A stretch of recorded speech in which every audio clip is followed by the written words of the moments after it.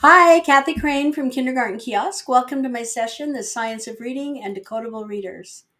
The science of reading has brought to us all of the essential elements of reading literacy.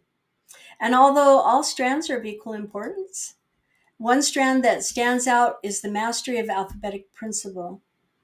Alphabetic automaticity is the greatest predictor of future reading success, and we know that reading specialists agree that if letter sounds are tied to text with purpose and practice, that sound usage will be established and greater automaticity will exist. So, using a controlled text will give students, especially below benchmark students, the best shot at learning how to read. It will use only the letter sound relationships that have been previously taught.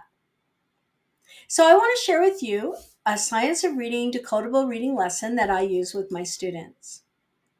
First, you need to select a decodable text that follows the sequence of your sight words and letter instruction.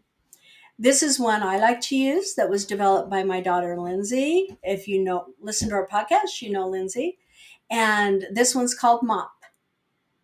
I sit, you mop, I sit and pat the cat, I tap the mop, you go sit. I can mop, you can pat the cat. To be successful at this decodable book, then the sight words known are I and you, go, and the. The letters that are known or being taught that week are ah, at, I, and n.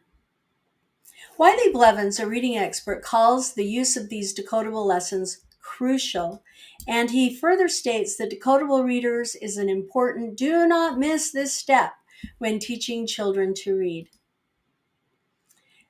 To begin this lesson, I like to build confidence with the sight words that will be in the book. So I do my flashcards with the wait and say method. Can.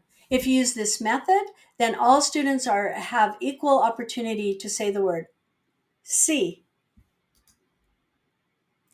Then you will introduce your new sight word referring to the phonics structure of the word. I like this made by Karen's Kids, and she has called The Secret Parade, where she actually shows the phonics rules on her words. So if my word is see, I will say s, e, s, e. The word is see, always bringing back to the whole word see. Next, I will ask the students to build the sight word. S-E-E. Build the word. S-E-E. I'll hold the card the first time I'm asking them to build the word. Then we will point and sing. S-E-E, S-E-E. All you need is an S-E-E. Thank you, Heidi Songs. Check her out.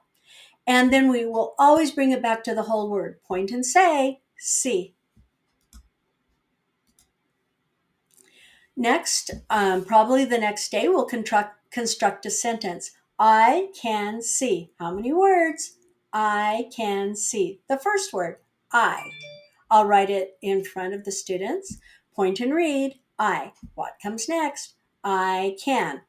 K, a, n. It's decodable, so I will decode it. Point and read. I can. I can see. What's the next word? See. S-E-E. I'll sing it. We're just learning it. So point and read, and everyone, I'll expect them all to bring their fingers over, point and read. I can see. Then we will construct the sentence in their own reading journal that I keep handy at the table, which is a composition book I chop into thirds. So their little journal for the reading table is just a little strip. I keep them in their guided reading groups, so they're easy to grab. We can practice writing our sight words.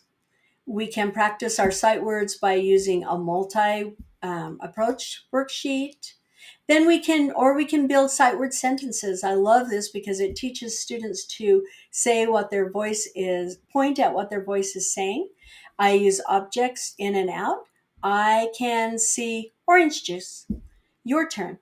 I can see orange juice. Along with sight word practice, we'll do letter practice. We'll do sorts with the letters that we will be using in our decodable word book. We'll practice naming the letters, but we will also bring it the next step. Cow, what's the first sound? K. Write it. And in their journal, they'll write that letter sound. Then we'll practice using letters to decode, to build a decodable word that will be in the book, or all of the decodable words in the book if we have time. And we will first tap them, d, a, g, or chop them, d, a, g. What are the sounds in dog? D, a, g. Build it. And then we will touch and say, d, a, g. Swoop the word back together, dog. Then we will do CVC vowel sorts, and I will use only the letters and vowels that we have used. So my sort might be one column. Once we learn the second vowel, we'll do two. And then the words that we sort will only be words that are letters that we have learned. So after practicing letters, sounds, sight words that will be in the book, it's time to read. The first read will be echo. I can see. Your turn. I can see. Or if the group has passed the need for echo, then we will just begin choral reading.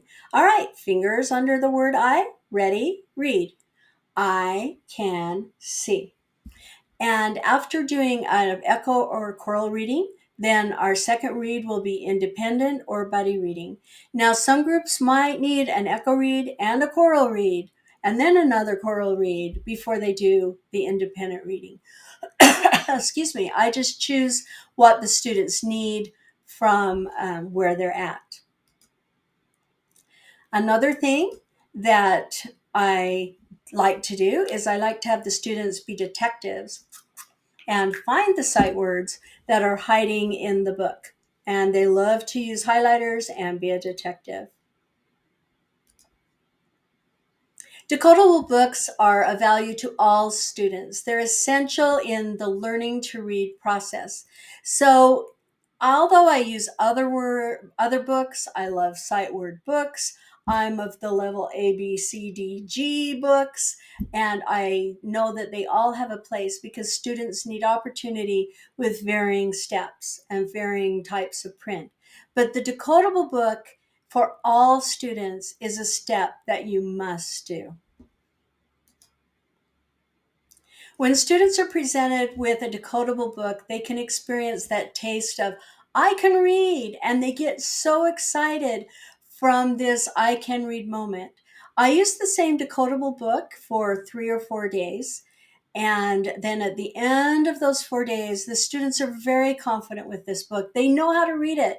And when they take it home, they're excited to read it to their parents and then put it in their decodable box that I have sent home with parents at kindergarten orientation when I've talked with them about the importance of reading and learning to read using decodable text and sight words that as we learn them. So they're tasting it. They're excited when they take these books home. Also at the guided reading table during the week, I am using other types of text for the students to read, but I'm very careful that I am choosing the books that have the sight words or letter sounds that the students use.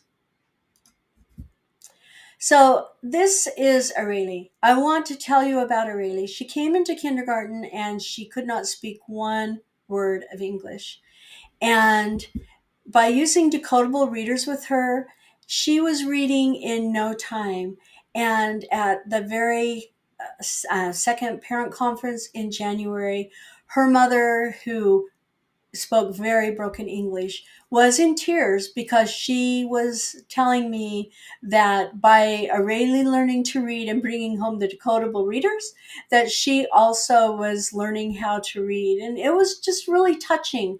And it reaffirmed to me that decodable readers are a necessary step in teaching children to read.